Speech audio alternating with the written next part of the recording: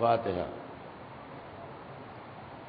اعوذ باللہ السمیع العلیم من الشیطان اللعین الرجیم، بسم اللہ الرحمن الرحیم، الحمد للہ رب العالمین، والصلاة والسلام علی سیدنا وشفیعنا بالقاسم محمد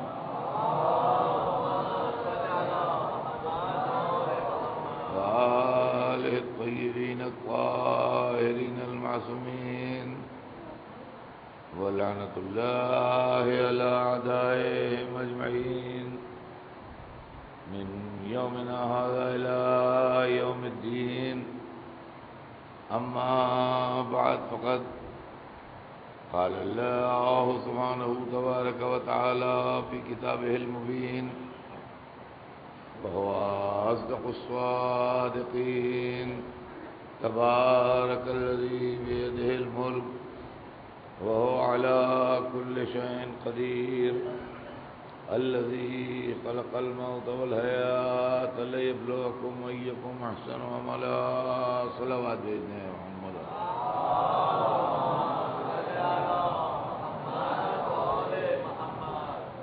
ارشاد اقدس جناب رب العزت ہے کہ برکت والا ہے وہ اللہ جس کے قبضے میں ملک ہے اور وہ ہر شے پر قادر ہے۔ وہ اللہ جس نے موت اور زندگی کو خلق کیا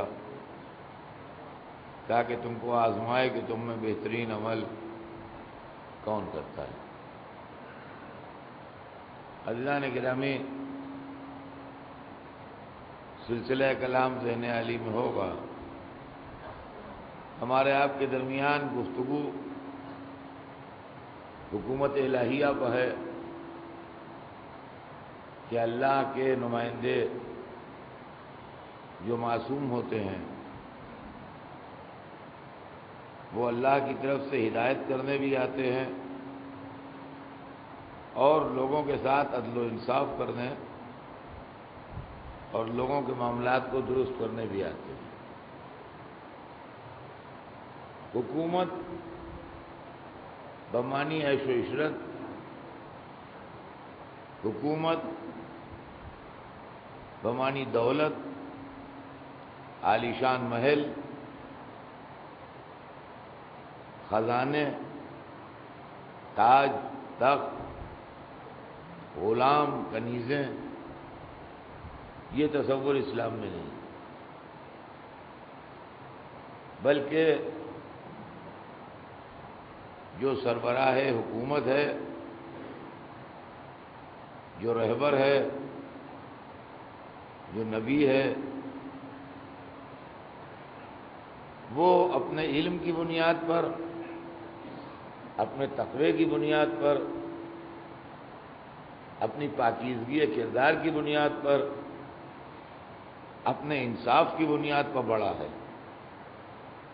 وہ اپنی دولت کی بنیاد پر، اپنے خزانے کی بنیاد پر، اپنے عالیشان محل کی بنیاد پر بڑا نہیں۔ فرمایا میں حکومت الہی اور دنیا کی حکومت میں جو فرق ہے وہ یہ ہے کہ دنیا کی حکومت میں اظہار دولت ہے، یہ جواہرات ہیں۔ آج تک اخباروں میں چھپتا ہے نظام کے جواہرات کی نیلامی ہوگی اور نظام کے جواہرات ہندوستان کے لیے ایک مصیبت بنے ہوئے ہیں۔ برطانیہ کے جواہرات بڑے مشہور ہیں، ہیرے ان کے، تو کہیں ہیرے مشہور ہیں، کہیں یاقوت مشہور ہیں، کہیں محل مشہور ہیں، کہیں قلعے مشہور ہیں۔ مغل بادشاہوں کے پاس تخت طاؤس تھا جس میں جواہرات جڑے ہوئے تھے، لال قلعہ تھا اور آگرے کا قلعہ تھا اور کہاں کہاں کے قلعے تھے۔ تو یہ دنیاوی حکومتیں ہیں جہاں یہ سب ہوتا ہے، لیکن جو رہبر ہوتے ہیں ادھر کے، وہاں عصمت کا قلعہ ہوتا ہے نورانیت کے ہار ہوتے ہیں، تقوی کی دولت ہوتی ہے، زہد کا سرمایہ ہوتا ہے، یہ سب ہوتا ہے۔ یہ دنیاوی چیزیں جو ہیں یہ نہیں ہوتی۔ چنانچہ تاریخ اس بات کی گواہ ہے۔ میں کل جہاں تک پہنچا تھا وہاں سے آج کے سلسلے کو آگے بڑھاؤں کہ جناب ابراہیم پلٹ کے آئے دوبارہ اللہ کے حکم سے مکے میں، تو یہاں آن کے یہ دیکھا کہ لڑکا جوان ہو گیا ہے اور بیوی جو ہیں وہ ایک ملکہ کی حیثیت سے یہاں رہ رہی ہیں، سب انتظامات مکمل ہیں۔ تو اب اللہ کے گھر بنانے کی فکر ہوئی کہ اللہ کا گھر بنے، اور جہاں پر بی بی ہاجرہ کا خیمہ لگا تھا وہی جگہ تجویز ہوئی کہ بہترین جگہ یہی ہے اور یہی گھر بنے گا۔ چنانچہ خیمہ وہاں سے ہٹا کے تھوڑا کنارے کر دیا گیا اور اب وہاں کے اوپر اللہ کا گھر بننے لگا۔ یہاں تک میں نے کل پڑھا تھا۔ اب یہاں سے آج کا بیان شروع ہوتا ہے کہ گھر بنانے میں 3 ہستیاں شریک تھیں۔ جناب ابراہیم کاریگر کا کام کر رہے تھے، اس لیے کہ سب سے بڑے تھے، اور جناب اسماعیل پتھر اٹھا اٹھا کے دے رہے تھے، اور حضرت جبرائیل وہ مسالہ بنا کے دے رہے تھے جس سے وہ جڑائی ہوتی ہے، چنائی ہوتی ہے۔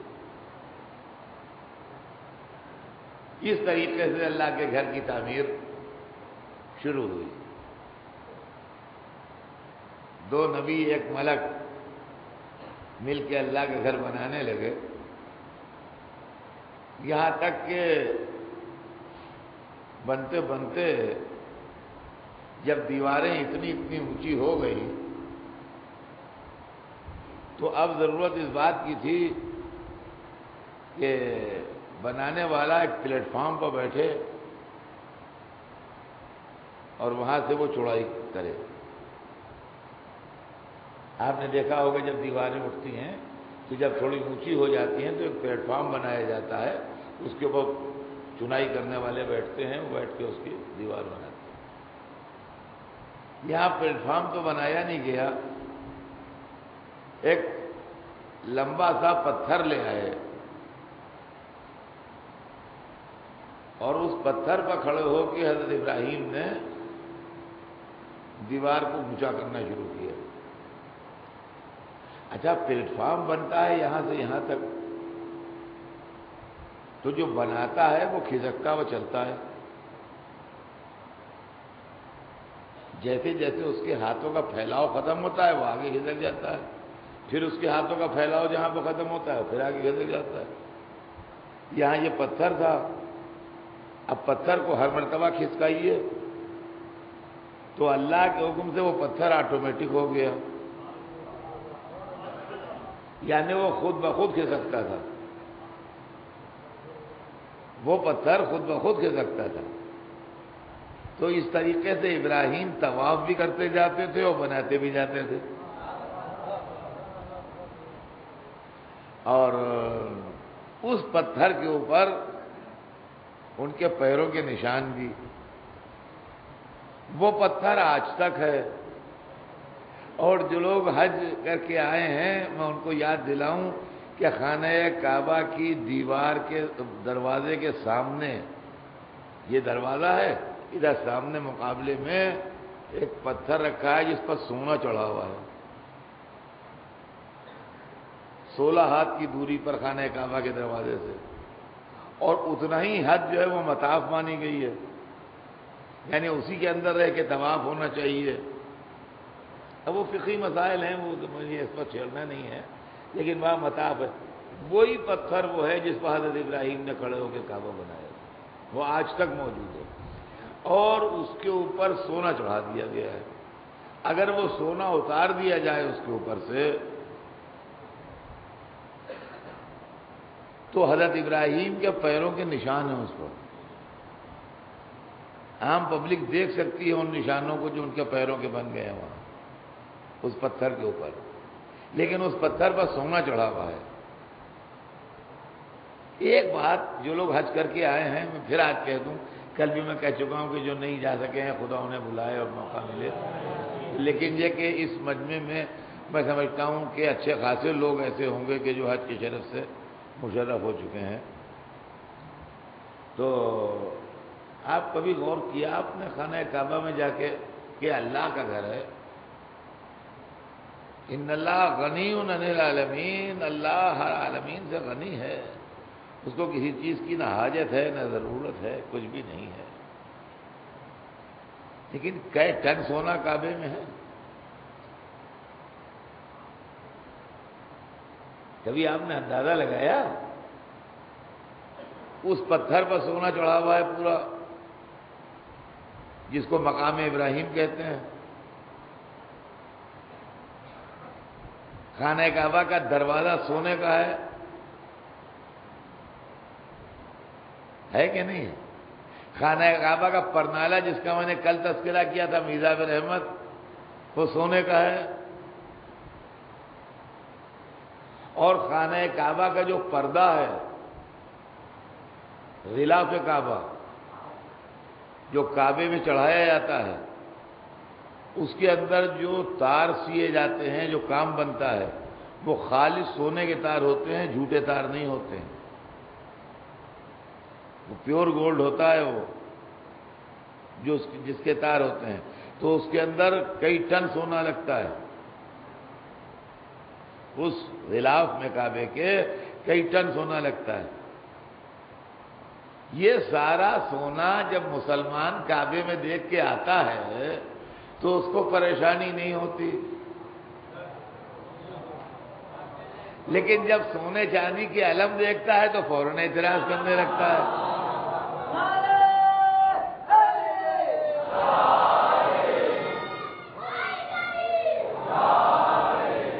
یہ میں جو کہہ رہا ہوں یہ آنکھوں دیکھی کہہ رہا ہوں، اور میں سمجھتا ہوں کہ میں اکیلا نہیں ہوں اس مجلس میں کہ جو یہ دیکھ کے آیا ہوں۔ یہاں سینکڑوں آدمی بیٹھے ہوں گے جو کہیں گے ہم نے بھی دیکھا، ہم نے بھی دیکھا، ہم نے بھی دیکھا۔ اللہ تو غنی ہے۔ اچھا، نہ وہاں کسی مولوی صاحب کو یاد آتی ہے بچوں کی تعلیم، مسلمانوں کی غربت، بیوہ عورتوں کی روٹی، یتیم لڑکیوں کی شادی؟ بھائی اللہ کو کیا ضرورت ہے سونے کا پرنالہ لگے کہ پیتل کا لگے؟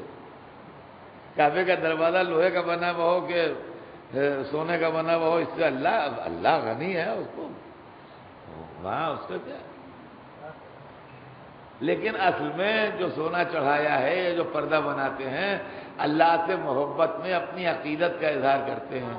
تو معلومات جو اپنی عقیدت کا اظہار کرے، اس کی عقیدت کے اظہار کو ٹھوکر نہیں ماری جا سکتی۔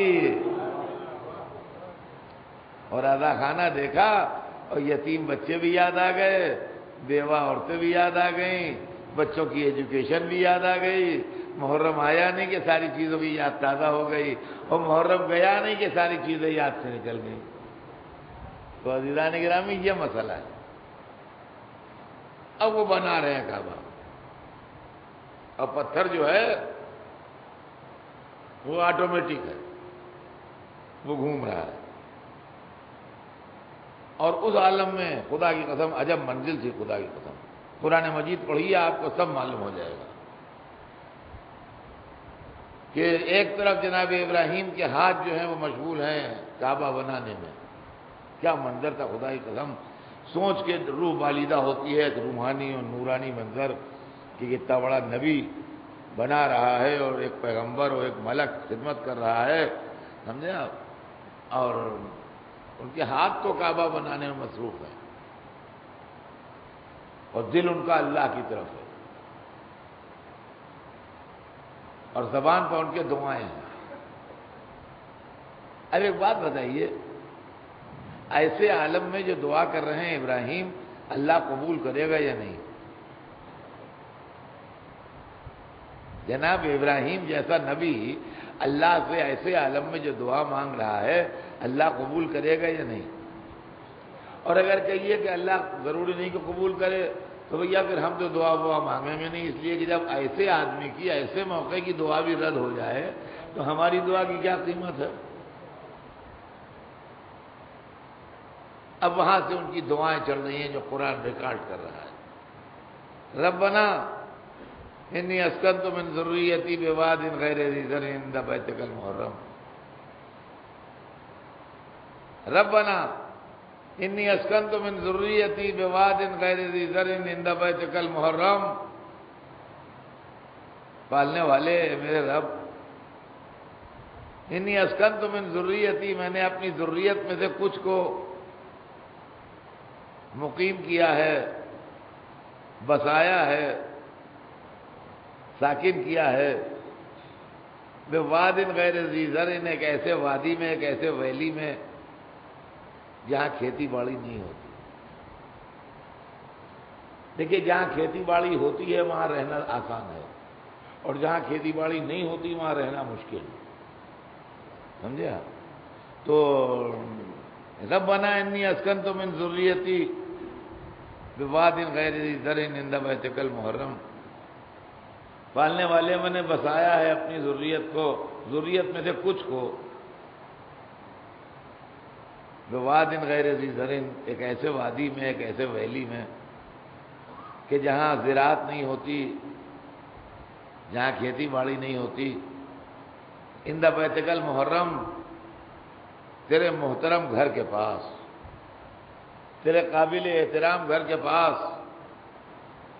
اور اس کے بعد کہتے ہیں ربنا لیقیموا الصلاۃ، پالنے والے میں نے اس لیے آباد کیا ہے ان کو کہ یہاں نماز قائم کر سکیں،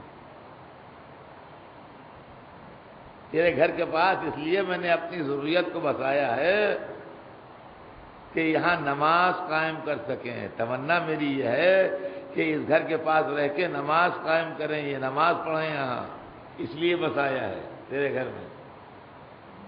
ایک بات بتائیے، اگر کسی جنگل میں، کسی میدان میں جہاں 200 میل دور آبادی نہ ہو، آپ مسجد بنا دیجئے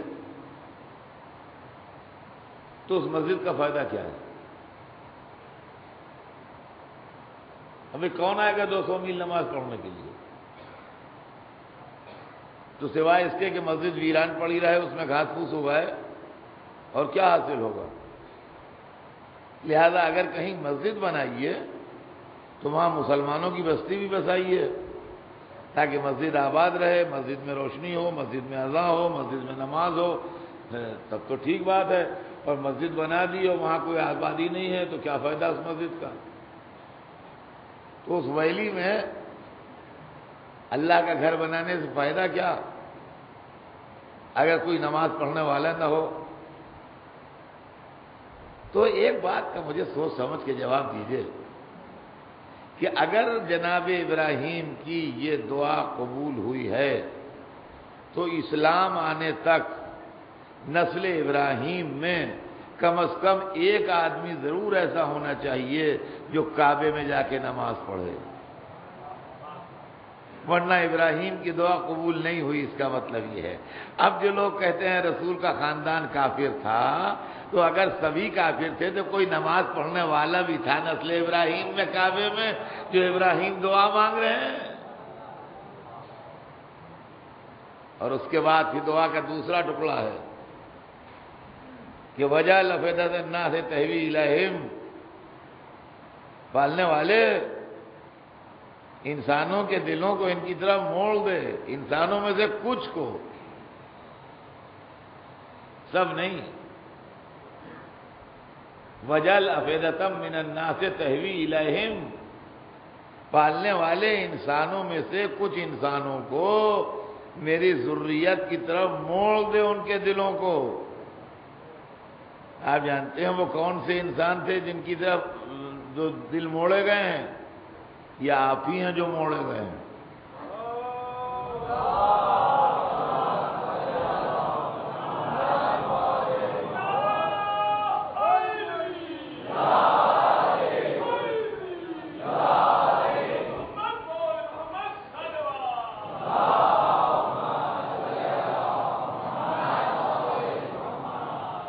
وجل افئدۃ من الناس تہوی الیہم کا اشارہ آپ کی طرف ہے جو یہاں بیٹھا ہے مجمع، کہ کچھ دلوں کو انسانوں کے، سب انسانوں کے لیے ابراہیم نے نہیں کہا، کچھ انسانوں کے لیے کہا ہے۔ کس کی طرف موڑ دے؟ ذریت ابراہیم کی طرف۔ اب دلیل بھی اس کی دے دوں کہ کیسے ثابت ہوا مجھ پر کہ کچھ دل موڑے ہوئے ہیں۔ اس لیے کہ جب کوئی ابو طالب یا عبد المطلب کو کافر کہتا ہے تو جو لوگ بگڑتے ہیں انہی کے دل موڑے ہوئے ہیں۔ صلوات بھیجتے ہیں محمد وآلہ۔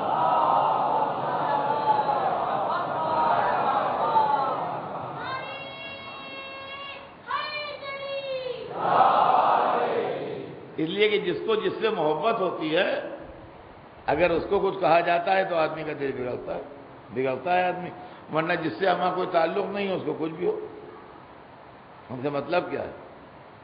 وجعل افئدۃ من الناس تہوی الیہم، پالنے والے انسانوں کے دلوں کو، کچھ دلوں کو، انسانوں کو ان کی طرف موڑ دے۔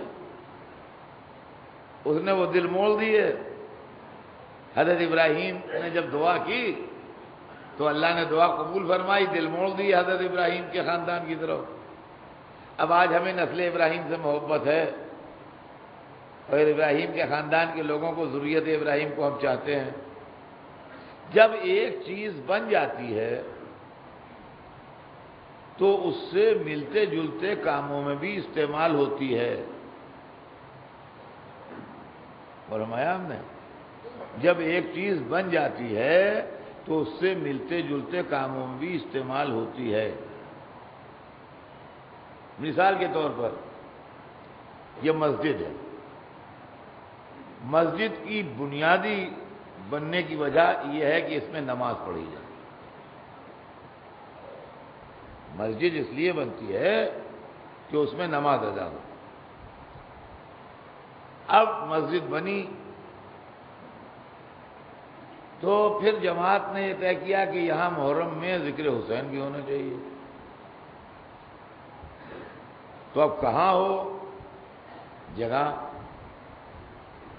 ان کا بھائی وہ بھی تو عبادت ہے اور اس میں بھی تو نماز روزے کا ذکر ہوتا ہے، اس میں بھی تو خاندانی رسالتی کا ذکر ہوتا ہے، لہذا مسجد ہی میں عبادت بھی ہوتی ہے، مسجد ہی میں یہ عبادت بھی ہو جائے، مجلس بھی ہو جائے۔ تو اب یہ مسجد جو ہے یہ دو کاموں میں استعمال ہونے لگی، یعنی نماز تو ہوتی ہے یہاں 5 وقت کی روزانہ سال بھر، لیکن جب مجلس کرنے کی ضرورت ہوتی ہے تو یہاں مجلس بھی ہو جاتی ہے۔ اس لیے کہ مجلس بھی ایک ثواب کا کام ہے، ایک عبادت ہے، ایک نیک کام ہے، وہ یہاں ہو جاتا ہے۔ ہاں، اور کوئی دوسرے رنگ کا کام جو ہے وہ یہاں نہیں ہو سکتا۔ کیا آپ کہیے کہ ہم یہاں کوئی ناٹک کر لیں تو وہ نہیں ہوگا، یہاں کوئی اور پروگرام کر لیں، کلچرل پروگرام مسجد میں کر لیں، وہ نہیں ہوگا۔ لیکن مجلس ہے، محفل قصیدہ خوانی ہے، 13 رجب کی محفل ہے، 30 شعبان کا جشن ہے، 15 مثلا جشن ہے 15 اس کا شعبان کا، وہ سب ہو جائے گا یہاں۔ یعنی جب ایک مقصد کے لیے بنتی ہے تو اس سے ملتے جلتے مقصد میں استعمال ہو سکتی ہے۔ اب ابراہیم نے دعا کی تھی، پالنے والے انسانوں میں سے کچھ انسانوں کے دلوں کو میری ذریت کی طرف موڑ دے۔ اللہ نے موڑ دیا۔ الحمدللہ وہ ہم لوگ تھے جو نگاہ انتخاب قدرت میں آئے، ہمارے دل موڑ دیے گئے ادھر۔ اب گویا یہ ہمارے دل جو ہیں یہ ذریت ابراہیم کی محبت کا گھر بن گئے ہیں۔ ہمارے دل جو ہیں، توجہ سنیے گا، ہمارے دل جو ہیں یہ ذریت ابراہیم کی محبت کا گھر بن گئے۔ اب یہ گھر ذریت ابراہیم کی محبت کے لیے تو استعمال ہو گئی گا، مگر ملتے جلتے مقصد میں بھی استعمال ہو جائے گا۔ اب بعد میں ابراہیم کے ہزاروں برس کے بعد ایک شہزادی نے فرمایا کہ میرے بچے پر روئے گا کون؟ رونے کا تعلق بھی محبت ہی سے ہے، تو اللہ نے گھر تو بنوا ہی دیا تھا، کہا انہی کے اوپر رونے کی ذمہ داری بھی ڈال دو۔ تو جو ذریت ابراہیم سے محبت کرتے ہیں وہی محرم میں روتے بھی ہیں۔ تو اب یہ سمجھ لیجئے کہ آپ کے دل جو ہیں یہ مسجد کی طرح ہیں، کہ یہاں نماز بھی ہوتی ہے، مجلس بھی ہوتی ہے۔ صلوات پر محمد۔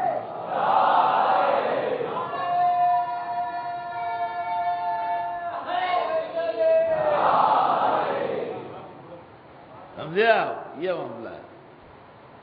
وَجَعَلَ أَفْئِدَةً مِّنَ النَّاسِ تَهْوِي إِلَيْهِمْ، پالنے والے انسانوں کے دلوں کو، کچھ دلوں کو ان کی طرف موڑ دے۔ خانہ کعبہ بن کے تیار ہوا، اور جب بن کے تیار ہو گیا تو بنانے والوں نے اس کے اللہ کے نام وقف کر دیا، اور جب اللہ کے نام وقف کر دیا اور اللہ نے اس ہدیے کو قبول کر لیا تو ارشاد ہوا کہ عہدنا الی ابراہیم و اسماعیل ان طہر بیتی للطائفین والعاکفین ورکع السجود۔ ہم نے عہد لیا ابراہیم و اسماعیل سے کہ ان طہر بیتی، کہ ہمارے گھر کو پاک و پاکیزہ رکھیں گے، للطائفین والعاکفین ورکع السجود، طواف کرنے والوں کے لیے، اعتکاف کرنے والوں کے لیے، رکوع کرنے والوں کے لیے، سجدہ کرنے والوں کے لیے۔ اور اب اس گھر کو جناب ابراہیم و اسماعیل کی ذمہ داری بن گئی کہ اس کو پاک رکھے۔ اللہ کا گھر تھا، اس کا طواف ہوتا تھا، لامکان کا مکان تھا۔ اب ابراہیم نے اسی زمانے میں خواب میں دیکھا کہ اسماعیل کو ذبح کر رہے ہیں۔ ذرا سنیے گا، یہ واقعات تاریخ اسلام کے ہیں لیکن بڑے اہم واقعات ہیں، اور قرآن پاک میں ان کا تذکرہ ہے۔ جناب ابراہیم خواب میں دیکھتے ہیں کہ حضرت اسماعیل کو ذبح کر رہے ہیں۔ علم کلام کی کتابوں میں یہ لکھا ہے کہ وحی الہی کی 3 شکلیں ہیں۔ یا کوئی ملک مقرب اللہ کا پیغام لا کے کسی نبی کو پہنچائے، جیسے جبرائیل حضور کے پاس آتے تھے اور پورا قرآن لائے، ایک قسم وحی کی یہ ہے۔ ایک قسم وحی کی یہ ہے کہ اللہ کسی شے میں بھی کلام پیدا کر دے، اس پلر سے آواز آنے لگے، ادھر سے آواز کہیں کہ اللہ کلام پیدا کر، جیسے جناب موسیٰ کے لیے شجر طور سے آواز آتی تھی اور باتیں ہوتی نہیں اللہ سے۔ دوسری قسم وحی کی یہ ہے۔ تیسری قسم وحی کی یہ ہے کہ کوئی نبی برحق خواب میں دیکھے، یہ تیسری قسم ہے وحی کہ کوئی نبی برحق کوئی چیز خواب میں دیکھے۔ تو ہمارے خواب اور نبی کے خواب میں فرق ہے۔ ہمارے خواب اکثر خواب پریشاں ہوتے ہیں، ہمارے خواب اکثر کبھی ان کی کوئی اصلیت ہوتی ہے اور کبھی نہیں ہوتی۔ ضروری نہیں کہ ان کی کوئی اصلیت ہو، لیکن نبی جب خواب دیکھتا ہے تو اس کی اہمیت ہوتی ہے۔ اور بہت سی روایتیں اور بہت سی چیزیں ایسی کہ جو خواب پر ڈیپینڈ کرتی ہیں، لوگ کہتے ہیں خواب کی کیا اصلیت ہے اور خواب کی کیا اہمیت ہے۔ خواب کی اہمیت ہے، نبی کا خواب تو بمنزل وحی ہوتا ہے، نبی کا خواب تو بمنزل وحی ہوتا ہے، لیکن جو نبی نہیں ہے ان کے خواب بھی تاریخ اسلام کے اندر محفوظ ہیں، جو معتبر ہیں اور جو صحیح مانے گئے ہیں۔ جناب ام فضل نے، جو رسول کی چچی تھیں، خواب میں دیکھا کہ رسول اللہ کے جسم کا ایک ٹکڑا ٹوٹ کے ان کی گود میں آ گیا. وہ سویرے سے رو رہی تھیں یہ خواب دیکھ کے. رسول کی چاہنے والی تھیں، عقیدت مند تھیں، خواب دیکھ کے دہل گئیں، رونے لگیں.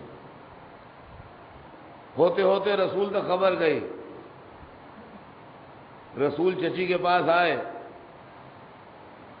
کہا کیا خواب میں دیکھا آپ نے؟ کہا کہ میں نے بڑا خراب خواب آپ کے لیے دیکھا. کیا بتائیے آپ؟ کہا میں نے خواب میں دیکھا ہے کہ آپ کے جسم کا ایک ٹکڑا ٹوٹ کے میری گود میں آ گیا. رسول مسکرائے، کیا مبارک ہو، یہ بہت اچھا خواب ہے، اور فاطمہ کی یہاں قریب بیٹا پیدا ہوگا جس کو آپ گود میں لیں گی، وہ میرا ہی ٹکڑا ہے.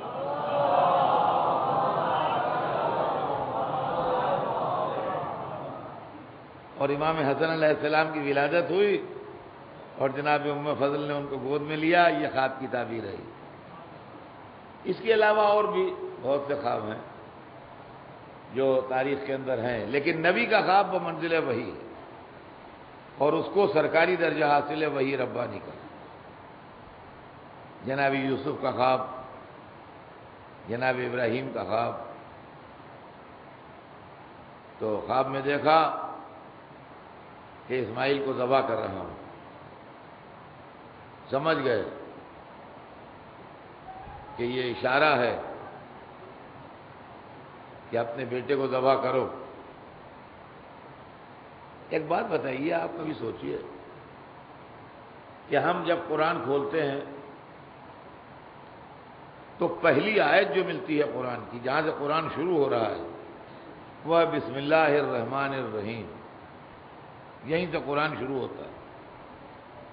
بسم اللہ الرحمن الرحیم، شروع کرتا ہوں اللہ کے نام سے جو رحمان و رحیم ہے. آپ مجھے انصاف سے بتائیے، ٹھنڈے دل سے سوچ کے بتائیے گا کہ اگر کوئی حاکم، کوئی بادشاہ، کوئی ڈکٹیٹر کسی بوڑھے آدمی کو آرڈر کرے کہ اپنے ہاتھ سے اپنے جوان بیٹے کو ذبح کرو، تو یہ آپ کو کیسا لگے گا؟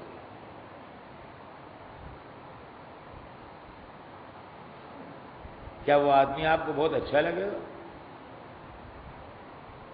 کیا آپ اس کی تعریف کریں گے کہ بڑا عمدہ انسان ہے یہ؟ کیسا لگے گا وہ حاکم، وہ ڈکٹیٹر، وہ شہنشاہ جو بوڑھے باپ سے کہے کہ اپنے بیٹے کا گلا کاٹو بیٹھ کے اپنے؟ ایک آدمی تو تعریف نہ کرے گا اس کی کہ بہت ظالم. وہ خدا جو ظلم کو ناپسند کرتا ہے اور جس کے تذکرے کا آغاز رحمانیت اور رحیمیت سے ہوتا ہے، کیا مزاج رحمانیت اور رحیمیت سے یہ بات میل کھاتی ہے کہ کسی بڈھے باپ کو مجبور کیا جائے کہ وہ اپنے جوان بیٹے کو ذبح کر دے؟ معبود یہ کیا معاملہ ہے؟ یہ کیا راز ہے؟ کیا تم سمجھے نہیں؟ میں ہر باپ کو نہیں مجبور کر رہا ہوں. جس کے کاندھے پر دوشی امانت کا بوجھ رکھا جانے والا ہے، اس کی محبت تول رہا ہوں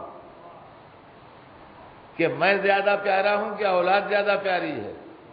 اس لیے کہ میری حمایت کے راستے میں کبھی کبھی ایسی منزل آئے گی کہ یا اولاد کا خیال کرو یا اللہ کا خیال کرو. تو ایسے عالم میں ہمارا آدمی کیا کرے گا؟ اولاد کا خیال کرے گا کہ اللہ کا خیال کرے گا؟ امتحان دے کے بتائے. اور ابراہیم نے امتحان دے کے بتا دیا کہ معبود تیرا خیال کروں گا، اللہ کا خیال کروں گا، اولاد کا خیال نہیں کروں گا.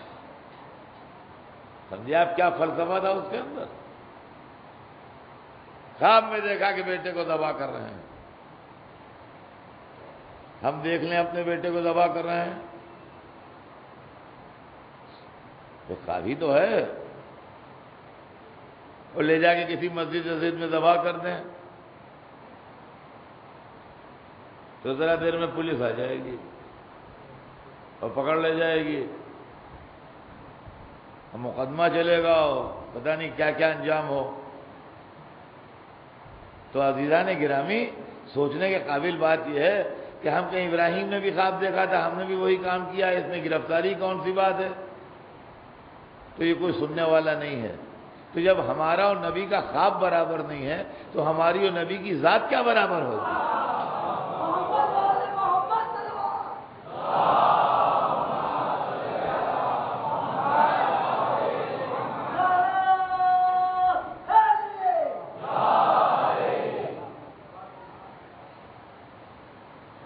خواب میں دیکھا کہ ابراہیم اسماعیل کو ذبح کر رہا ہوں، اور جب اٹھے تو بیٹے کو بلایا، اور قرآن کہتا ہے کہ بڑی نرمی سے بیٹے سے کہا کہ یا بنیا انی اری فی المنام انی اذبحک فانظر ماذا تری، بیٹا میں نے خواب میں دیکھا ہے کہ میں تمہیں ذبح کر رہا ہوں، اس میں تمہاری کیا رائے ہے، تمہارا کیا خیال ہے؟ دیکھیے جملے دیکھیے قرآن کے، میں نے خواب میں دیکھا ہے کہ میں تمہیں ذبح کر رہا ہوں، اس میں تمہارا کیا خیال ہے؟ بیٹا بھی نبی ہے، باپ نے معاملے کو ہلکا کر کے سنایا، بیٹا اس کا وزن بتا رہا ہے، جواب دیتے ہیں یا ابت افعل ما تؤمر ستجدنی انشاءاللہ من الصابرین، بابا جو حکم ہے اس کو پورا کیجئے، انشاءاللہ مجھے صبر کرنے والوں میں پائیے گا۔ جو حکم ہوا ہے، جو خواب میں دیکھا ہے نہیں، بیٹا نبی ہے، وہ جانتا ہے کہ باپ نبی ہے، اس کا خواب جو ہے وہ حکم خدا ہے۔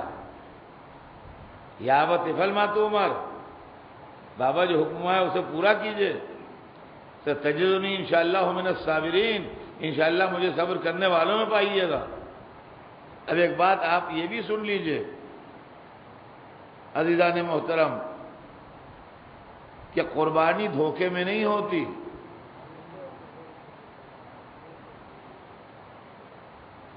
بہلا پھسلا کے نہیں لے گئے ابراہیم اسماعیل کو کہ چلو وہاں کھانا کھائیں گے اور دوست ملیں گے اور یہ ہوگا وہ ہوگا، پکنک ہوگی، بڑے وہاں گئے تو وہاں گرا کے پچھاڑ کے چھری چلا دی گردن کو۔ یہ قربانی نہیں ہے، پہلے سے معاملات طے ہیں، معلوم ہے کہ یہ گردن کٹائیں گے، معلوم ہے کہ یہ گردن کاٹیں گے، اس کے بعد بھی جا رہے ہیں۔ اب جو لوگ کہتے ہیں حسین کو جب معلوم تھا شہادت ہے تو کیوں گئے، اما جب اسماعیل کو معلوم تھا گردن کٹے گی تو کیوں گئے؟ جو میدان چھوڑ کے بھاگ جائیں وہ اسرار شہادت کیا جانے ہیں۔ صلوات بر محمد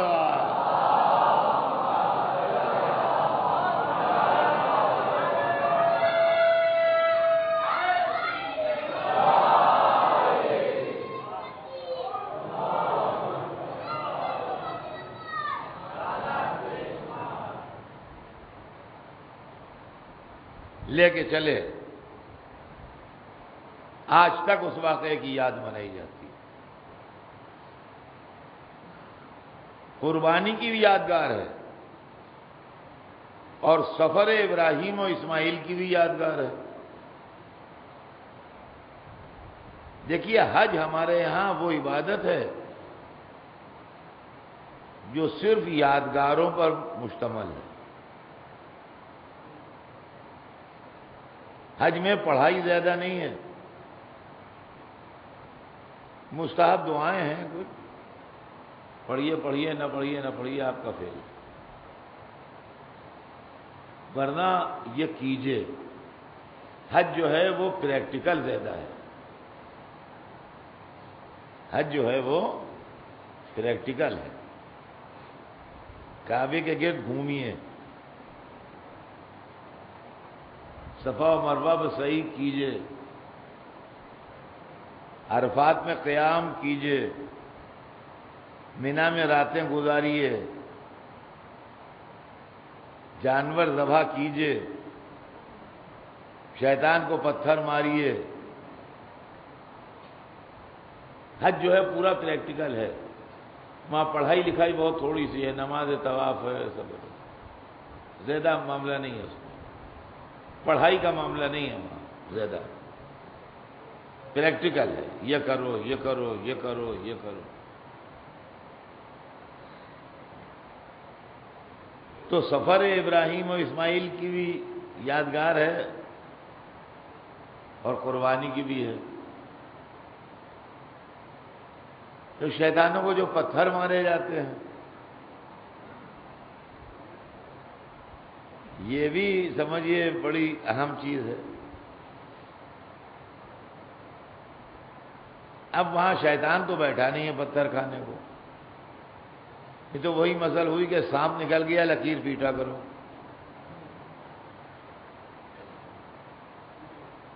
لیکن پلر بنے ہیں، اس پلر کے اوپر کنکریاں ماری جاتی ہیں۔ یہ کنکریاں جو ماری جاتی ہیں یہ علامت کے طور پر ماری جاتی ہیں، یہ سمبولک عمل ہے کہ ہم شیطان سے بری ہیں، ہمیں شیطان سے نفرت ہے۔ تو کہ یہ کیا شیطان کو کنکریاں لگتی ہیں؟ شیطان کو لگیں نہ لگیں، اس کے کردار کو لگتی ہیں، سمجھے آپ؟ اس کے کردار کو لگتی ہیں، اس کے جسم کو لگیں نہ لگیں، اس سے بحث نہیں ہے۔ معلوم ہوا کہ جس نے غلط کام کیا ہے اس کا کردار اسلام میں قابل مذمت ہے، اور جس نے اچھا کام کیا ہے اس کا کردار قابل تعریف ہے۔ پورا حج جو ہے وہ 4 کیریکٹرز کے گرد گھومتا ہے،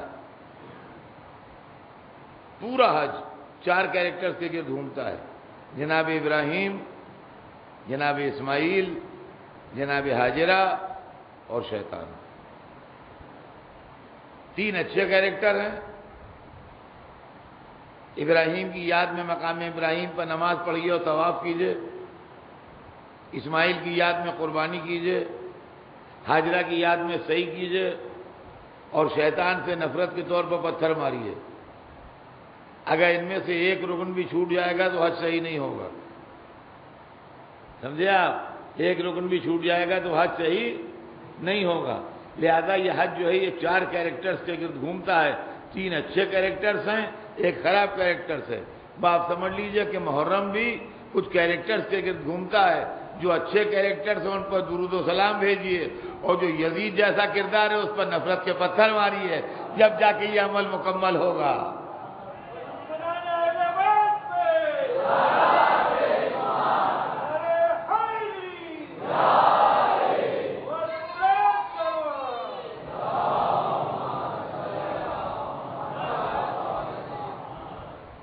یہ ہے عبادت، زبردست عبادت۔ تو اب وہ اپنے بیٹے کو لے کے چلے اور جب مینا میں پہنچے تو آنکھوں پٹی باندھ لی، اس لیے کہ باپ ہیں، ہاتھ کانپ نہ جائے، دل میں کوئی ایسا خیال نہ آئے جو مشیت پروردگار کے خلاف ہو۔ لہذا آنکھوں پٹی باندھی، اسماعیل کو لٹایا، گلے پر چھری چلائی،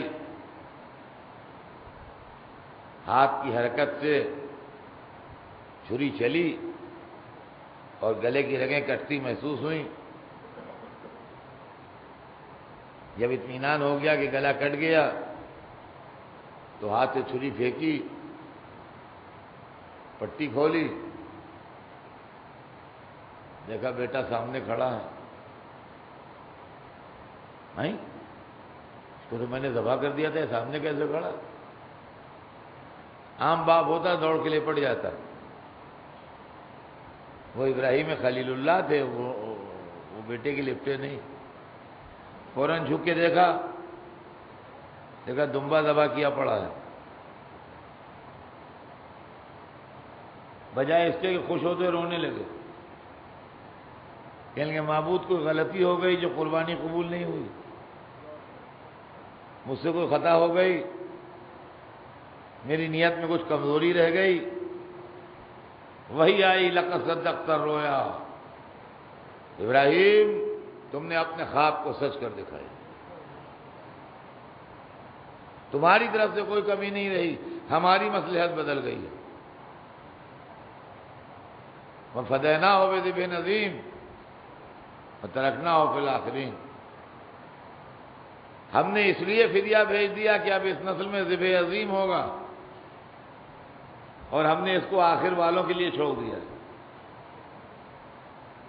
جس طریقے سے کوئی پروگرام ملتوی کر دے کہہ کے کہ اب ہم بڑے پیمانے پر کریں گے، رب عظیم جس کو عظیم کہے، دیکھیے لفظ عظیم جو ہے معمولی لفظ نہیں ہے۔ اچھا ہم آپ کہیں تو کچھ بھی ہو، لیکن جب اللہ لفظ عظیم استعمال کرے تو وہ کتنا عظیم ہوگا جس کو رب عظیم عظیم کہے۔ فطرس فرشتہ جس کا تیسری شعبان کو ذکر ہوتا ہے، اس سے ترک اولا ہوا تھا جو حسین نے معاف کرایا، آپ نے ہمیشہ سنا ہوگا۔ کیا ہوا تھا ترک اولا یہ معلوم ہے؟ یہ وہ فرشتہ تھا جس میں اڑنے کی سب سے زیادہ طاقت تھی اور پرواز کی قوت تھی، تو اس کے دل میں یہ خیال پیدا ہوا کہ میں عرش الہی کو دیکھوں کتنا بڑا ہے۔ یہ بات مشیت کو ناگوار گزر گئی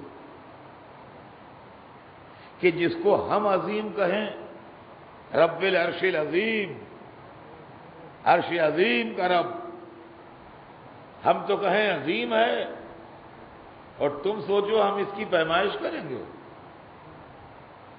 اچھا آؤ، اللہ نے اس کی طاقت کو دونا کر دیا اڑنے کی، جتنی تھی اس سے جسٹ ڈبل ہو گئی۔ کہاں آپ جاؤ، اور مذہب کی کتابوں میں ہے کہ ایک کنگورے سے عرش کے دوسرے کنگورے تک نہیں پہنچ پایا تھا کہ ساری طاقت ختم ہو گئی۔ اتنا عظیم ہے عرش کہ وہ طاقتور ملک ایک کنگورے سے دوسرے کنگورے تک نہیں پہنچ پایا، مسافت طے نہیں کر پایا کہ اس کی طاقت جواب دے گئی۔ تو معلوم ہوا کہ جسے اللہ عظیم کہے اس کو کوئی ناپ نہیں سکتا ہے۔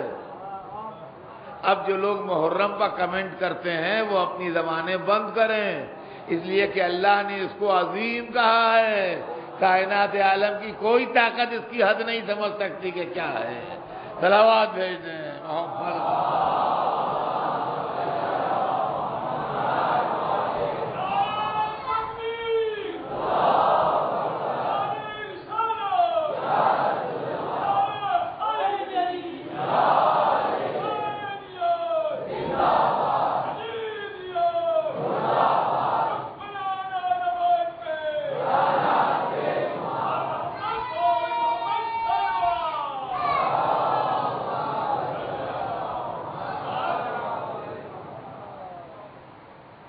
ابراہیم کا بیٹا ابراہیم کو واپس مل گیا،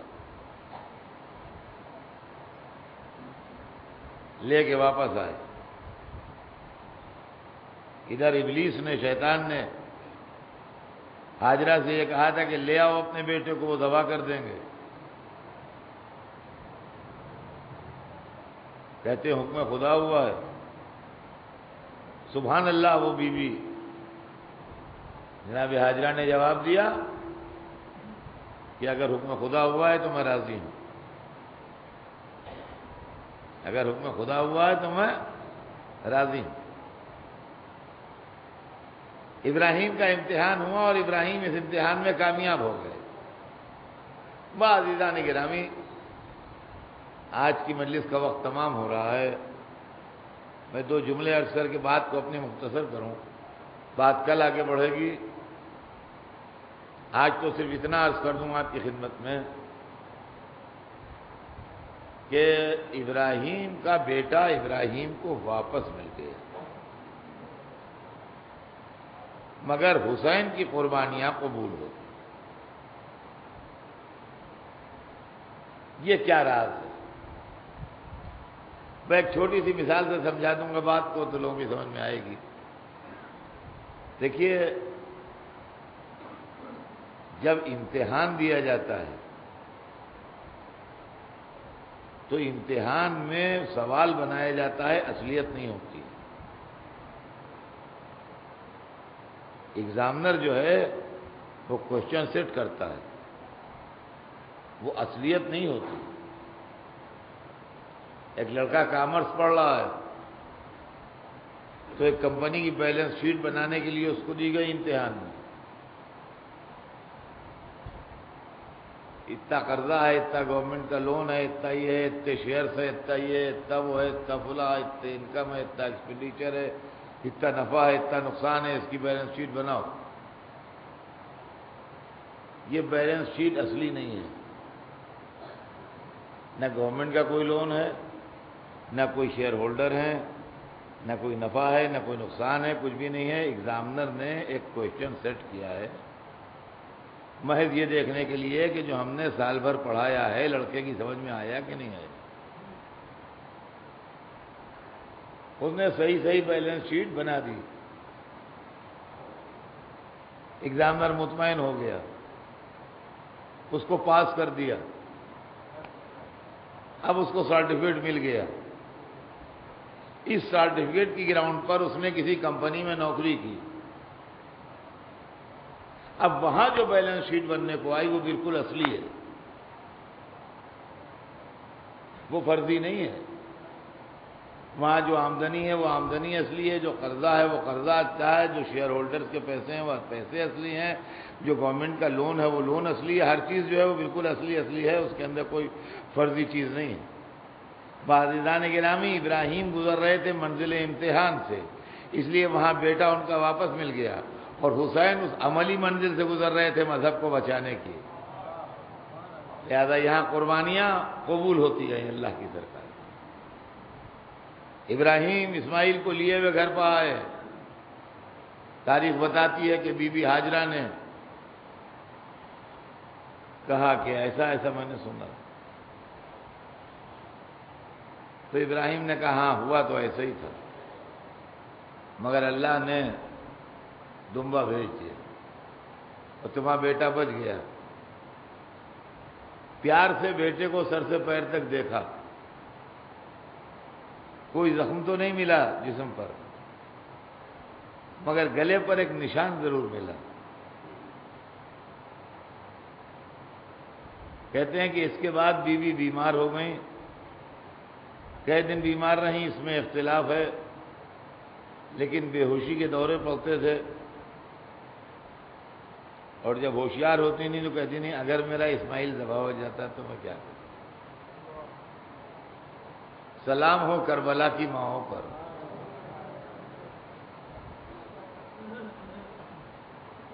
اتنی عظیم بی بی ہاجرہ، لیکن اپنے بیٹے پر کہ گلے پر چھری کا نشان نہ دیکھے،